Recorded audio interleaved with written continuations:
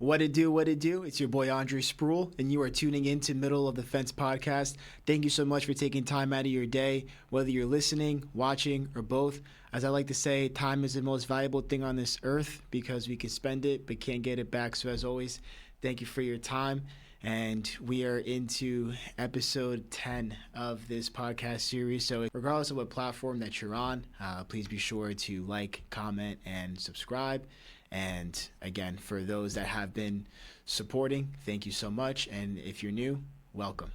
So today's topic is going to be two sides of love and how dating looked like in both worlds. So how dating life looked like while growing up on the Affluent Acres side, while also growing up on the tough terrain side. Also going to delve into my personal endeavors and lessons learned from it that can be applied to anyone listening, regardless of your relationship status. And for those that are wondering, at the time of recording, yes, I am single. And if you support the show, you're a 10 out of 10 in my eyes. So without further ado, let's delve right into it. So dating on the Affluent Acre side. So again, growing up in a tough terrain environment while getting a private school education on the Affluent Acre side, my first experiences with dating were with girls and women on the Affluent Acres side. And the biggest factor that jumped out right off the bat is status and reputation taking precedence. And you see that in movies when it comes to romantic relationships that are depicted in a upper echelon, high-end, prestigious kind of world. But there is validity to it.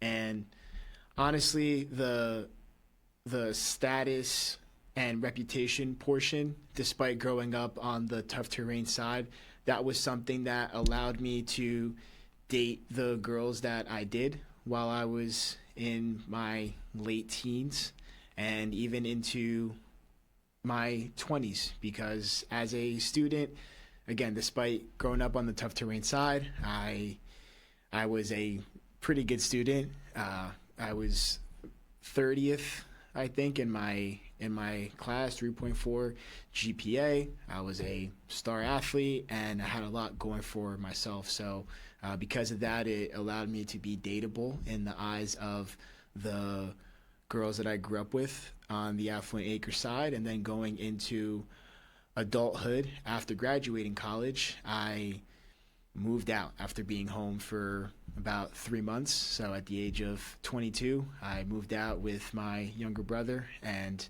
we've been on our own ever since. So the status and reputation, it obviously can transcend into the tough terrain side as well, but on the Affluent Acre side, it is a primary factor for sure. And aside from that, the financial and ethnic backgrounds are also primary differences on the Affluent Acre side. And again, that is a worldview matter that plays huge factors, and especially because of the continued rise in multiracial couples, which I've reiterated in previous episodes. And according to a recent survey from BMO Real Financial Progress Index, having a sense of financial responsibility tops the list of most attractive traits, with 96% of respondents ranking it as a top 3 trait in a potential partner.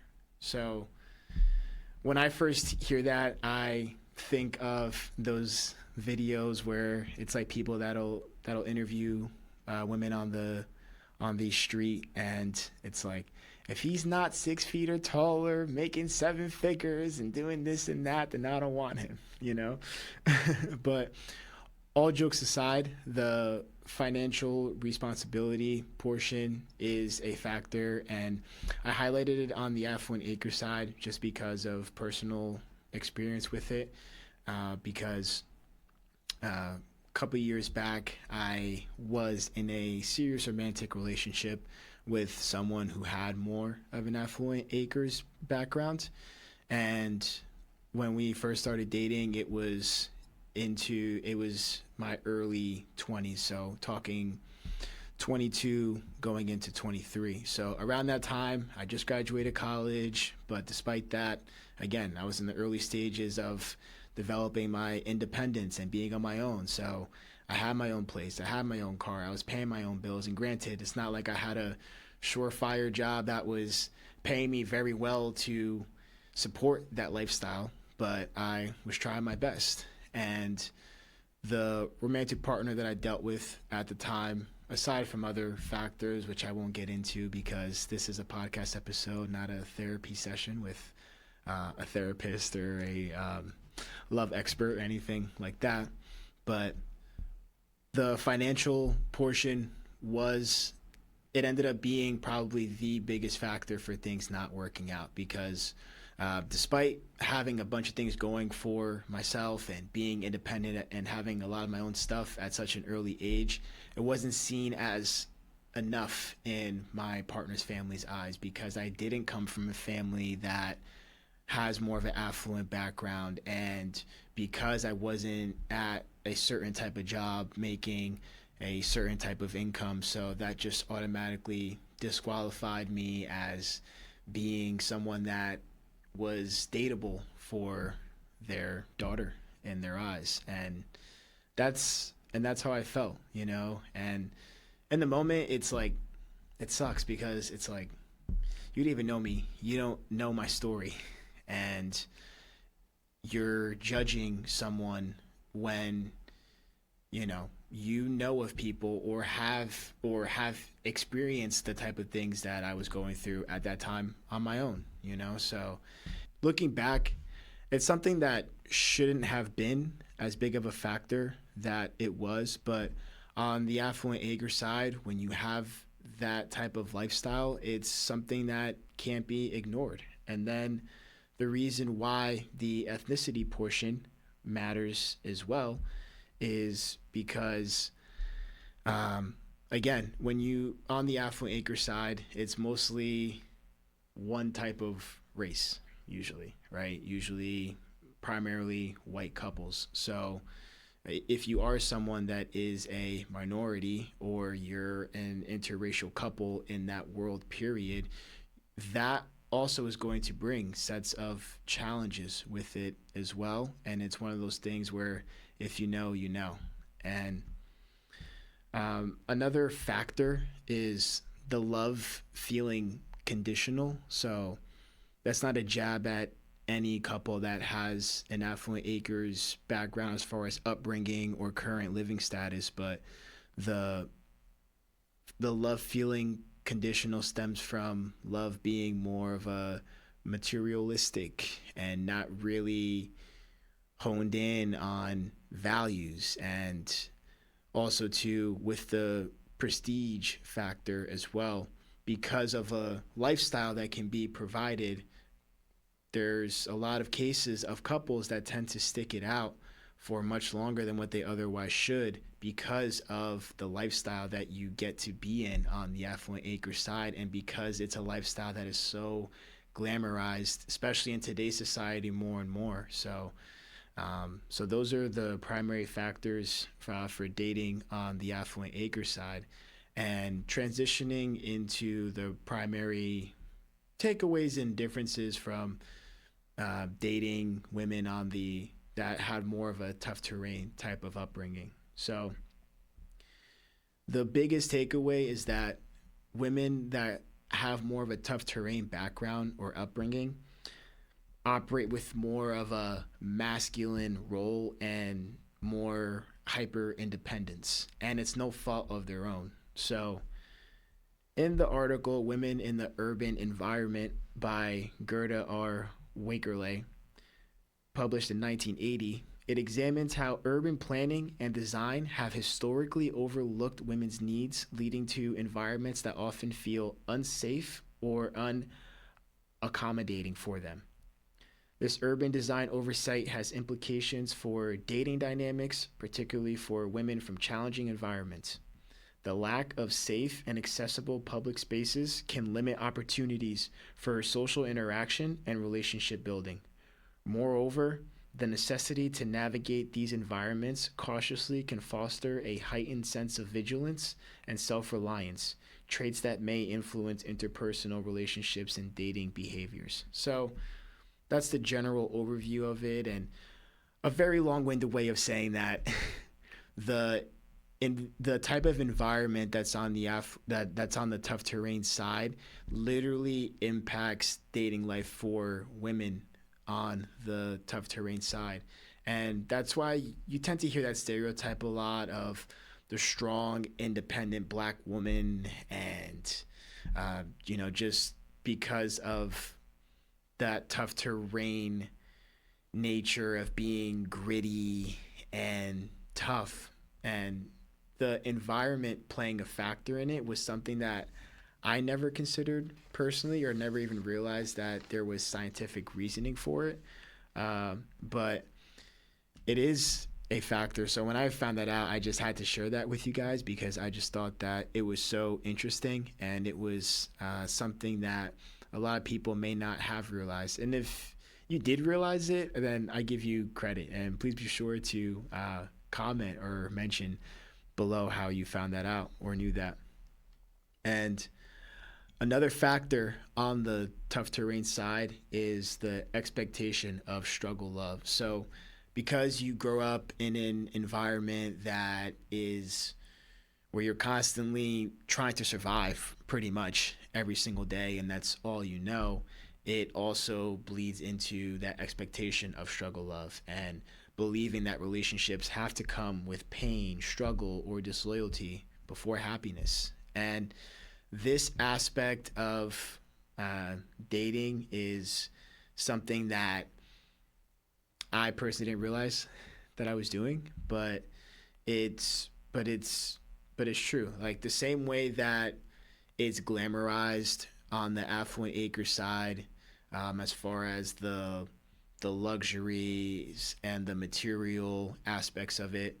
On the tough terrain side, the need to struggle and having to go through the grind and having to be the ride or die to the point where you're putting up with someone that is disrespecting you or abusing you because it's expected, it's part of the struggle. And with romantic relationships, regardless of what side of the fence that it originates from, or if it originates from both sides, of course, the longer a relationship goes over time, there are going to be challenges because there are going to be moments to grow and learn from one another, because as individuals, we are constantly in the state of growth and evolution. So when you bring someone else into that mix who, has their own issues that they're dealing with, who is also in their own growth and evolution phase, yeah, there's going to be some growing pains along the way. But the idea of expecting the struggle and it always having to be a struggle is not the case. That's just what I think personally. And that was a major takeaway on the tough terrain side, and just wanted to delve into just general takeaways when it comes to love and romance in general. So like I said, I am currently single. I was only in one serious relationship up until this point, so if that's a red flag, sorry, not sorry. But everyone's experiences are very much different, and that goes outside of romance as well. And some of the biggest lessons that I've learned that can be applied, despite, the type of person that you're currently dating, or, engaged to, married to, or, if you are still trying to find the one like how your boy is, there are some takeaways. And one of the takeaways that I would say, and cliches, this is such a cliche, but being your authentic self. And, you know, don't end the episode now because of that. But it's cliches are cliches for a reason. It's because they stand the test of time, and people say it but don't understand what it means. And being your authentic self means digging deep and unpacking your traumas and experiences that you've dealt with and had to overcome, so you can know what you need to do to continue growing and getting better. Because especially for romantic relationships, it's really very well captured in this book, The Journey to Co-Commitment by Gay Hendricks and his wife. I can't remember her first name off the top of my head, but it's a book that came out in 1990, and it's a longtime married couple that are actually couple therapists, and it gives real life case examples. And at the end of the day, with romantic relationships especially, it's a direct result of, which the book, you know, captures, is you are a direct product of what you saw from your parents growing up, and then the choices that you've made as a result. And that's applied to life as well. But again, we're just focusing on the romantic relationship portion at this time. And being yourself is, again, part of it is unpacking the traumas and not being afraid to dig deep and be vulnerable, and being able to love yourself and be in your own space. Because if, another cliche, guys, if you don't love yourself, then who will? Like, that's just the facts. And that's something that I've personally had to learn in my journey. And I'm sure that those that are in healthy, loving relationships can attest to that as well. And second major takeaway is to understand what your values are. And again, it's the stuff that I'm saying is not reinventing the wheel here. It's just, you know, when you have a strong understanding of who you are, then the values, you know, comes as a result of that. So, you know, are you a super religious person? You know, do you value family? Do you want a family? Working hard, you know, things of that nature. So values can go as deep as you want them to, and are core pieces of it. And a third takeaway or lesson learned from dating on both sides of the fence is, you know, to, it's going to sound funny saying this, but uh, being with someone that actually wants to be with you, you know, I'm laughing about it just because of past experiences of, you know, chasing people and wondering why certain things didn't work out, you know, how I imagined that it would, and things like that.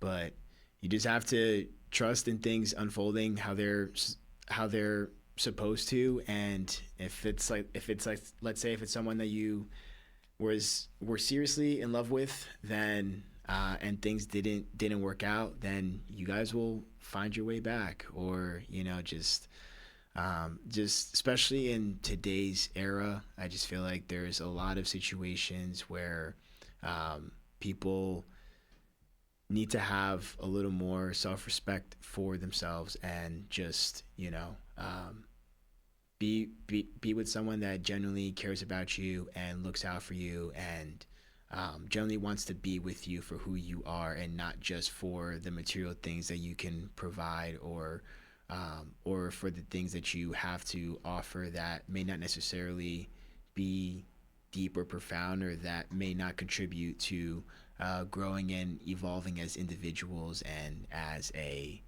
couple. So the question that I pose to the audience as we get this wrapped up: what's the most important personal lesson you've learned in love? Again, regardless of relationship status, what's the most important personal lesson you've learned in love? And again, in this episode, we spoke about how love and romance looked on both sides of the fence, how it looked on the Affluent Acres side, and then how it looked on the tough terrain side, and then sharing personal thoughts and experiences when it comes to love and romance. So if you like this episode, please be sure to continue checking us out on your favorite podcast streaming platform, Spotify or Apple Podcasts. And also, please be sure to check us out on YouTube as well. And be sure to like, comment, subscribe, and follow. And again, no matter which side of the fence you grew up on, we're all more alike than we think. My name is Andre Spruell. Catch you guys next time.